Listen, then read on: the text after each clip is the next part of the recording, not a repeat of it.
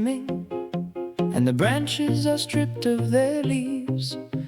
And I see the rays of the sun so slanted that the days are dark and gloomy, and no one hears the songs and lays of birds. We have to rejoice out of the joy of love. Have to.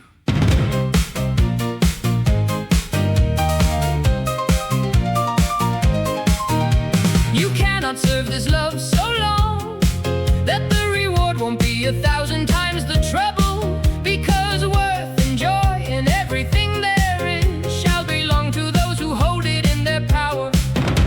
Never trespass, never broke an agreement, but it is apparently hard to win. Apparently, one must hope and wait for her. So much her worth is high and noble, for she never cared for uncouth lovers, nor for the thrifty rich, nor for the hardy poor. Out of more than 1,000 suitors, there aren't two so true that a noble love must concede to.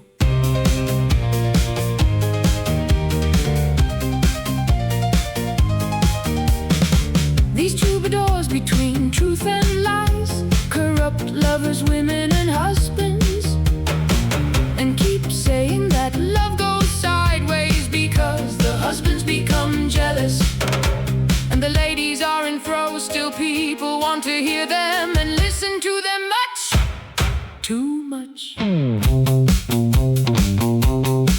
These false suitors make so many abandon worth and keep youth far, far away, so that it seems prowess is no more, because pettiness holds the key of the barons, having locked many in the city of debasement, from which malice doesn't let a single one out, not one.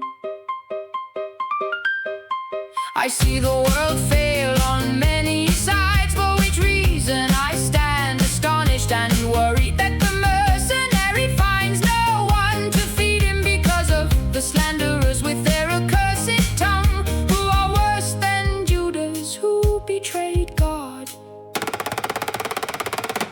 One should burn them or bury them all alive.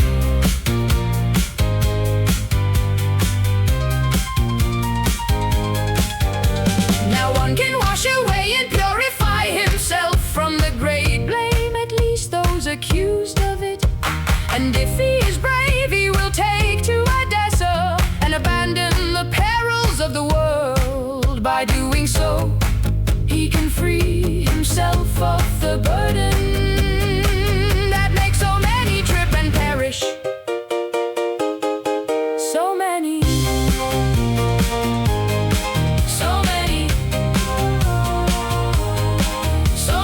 Cercamon says if one gets angry at love, it is a wonder he can endure such sadness, because love's sadness is fear and worry, and in it you cannot really live or die.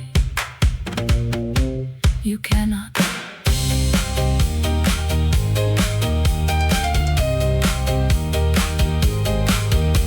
The verse is done and it must not get old, according to reason, because a fine love doesn't deceive or betray, rather it gives joy.